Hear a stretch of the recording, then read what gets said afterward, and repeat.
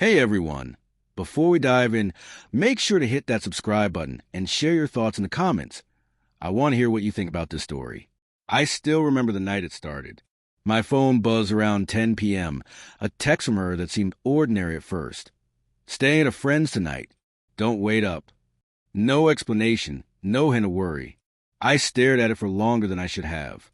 My chest tightened, a small warning bell ringing. But I didn't respond. I didn't react. Not immediately. At first, I told myself I was being silly. Maybe she had plans. Maybe something came up last minute. I've always trusted her. Hell, I thought I knew her. But that night, that trust felt fragile, like glass resting on a windowsill in a storm. I went about my evening, pretending to read, pretending to care about the muted TV. But my mind kept circling back to that one simple line. Don't wait up. By midnight, the missed calls started stacking. My anxiety grew with each ring, my heartbeat echoing in my chest. I called her again, left a message that sounded calmer than I felt. Hey, just checking in. Hope everything's okay. Nothing. No reply. My rational brain tried to tell me she was safe, somewhere with people she trusted. My gut whispered something else entirely. The next morning, I didn't confront her. I didn't demand answers. I just watched quietly as she returned home hours later. The usual smile plastered across her face, the casual tone in her voice that made it all worse.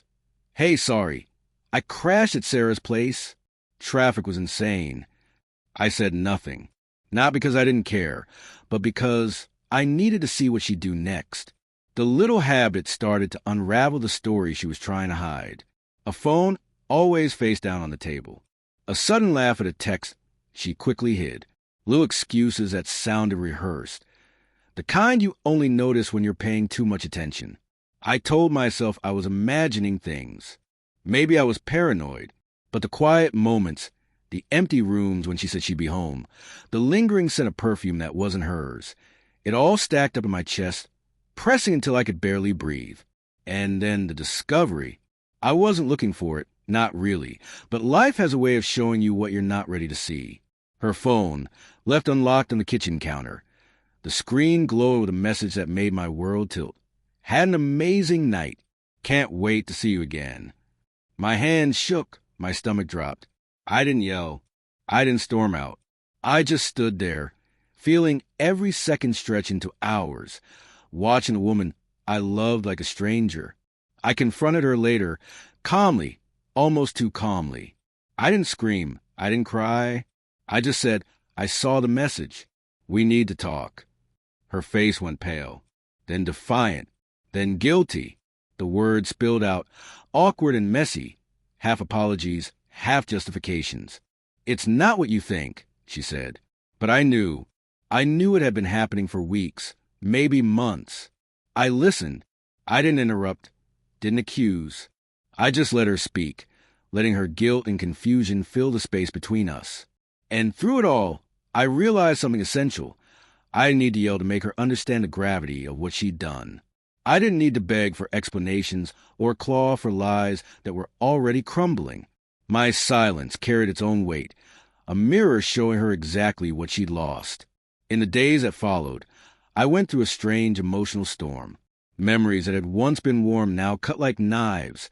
The morning coffee she used to bring, the shared jokes, the way she'd rest her head on my shoulder. Every small act now felt like a lie, every touch a reminder of betrayal. And yet, within that pain, a clarity emerged. I didn't have to forgive her. I didn't have to pretend to forget. I only had to reclaim myself. I told her I was leaving, not in anger, not in a fit of drama, but with quiet certainty. I can't stay, I said, voice steady. Not like this. Not with trust shattered. She begged, cried, offered explanations that rang hollow, but I walked away. Every step felt like shedding skin I didn't realize I had outgrown. I don't lie. I loved her. I still do, in a fractured, memory-laced way. But love alone doesn't fix betrayal. Respect does. Trust does.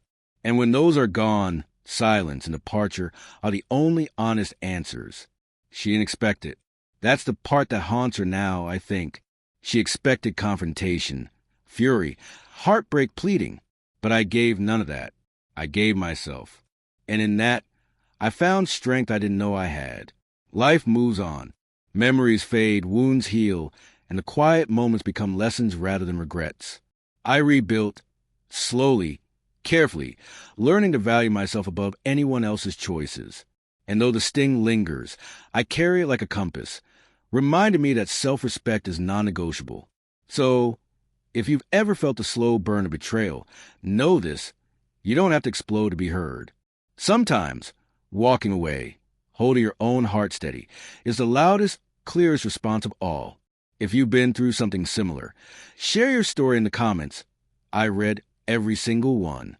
And don't forget to subscribe for more stories that are raw, real, and emotionally unflinching.